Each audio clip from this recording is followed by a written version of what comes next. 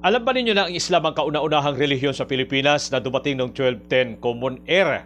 Ang mga Arabi ay nanguna sa kalakalan sa Southeast Asia mula ika-9 hanggang ika-15 dantaon. Mula sa Arabia at Europe ay nakarating sila sa Canton, China na may dalang mga produkto. Ang mga nakukuhang produkto sa India, China at iba pang bansa sa Southeast Asia ay ipinapalit nila ng mga produkto sa Arabia at Europe.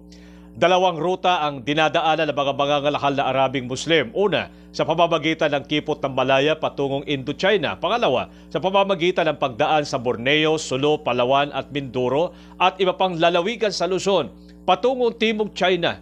Ang dala ng mga Arabing mangangalakal hindi lamang mga produktong pangkalakalan. Dala rin nila ang kanilang kultura at ang relihiyong Islam. Pinalaganap ng mga Arabi ang Islam sa pamamagitan ng kalakalan. Sila ay nanirahan sa bansa at nakapag-asawa ng mga katutubo. Noon pa bang taong 1210 Common Era ay laganap na ang Islam lalo na sa Sulu at Mindanao.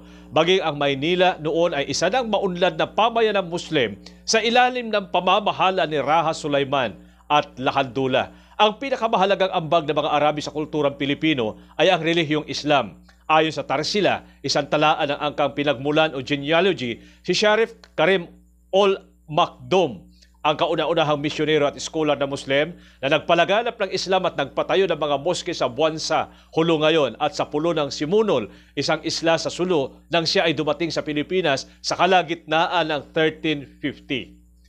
Ang ikalawang pinunong Muslim na nakarating sa bansa ay si Raja Baginda, isang prinsipeng Muslim ng Sumatra.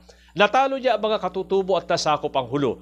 Si Abu Bakar, isang maginoong dalubhasang Muslim mula sa Malacca, ang ikatlong pinunong Muslim na dumating sa bansa noong 1450. Pinakasalan niya si Prinsesa Paramisuli, anak ni Raja Baginda, at itinatag ang Sultanato ng Sulu. Ang nagtatag ng Sultanato ng Maguindanao noong 1475 ay si Sharif Kabungsuan, anak ng isang Arabi at prinsipe ng Johor. Ang pagtatatag ng pamahalaang sultanato ang naging daan upang maipalaganap na matibay ang relihiyong Islam sa pamumuhay ng mga Pilipino, lalo na sa mga taga Mindanao.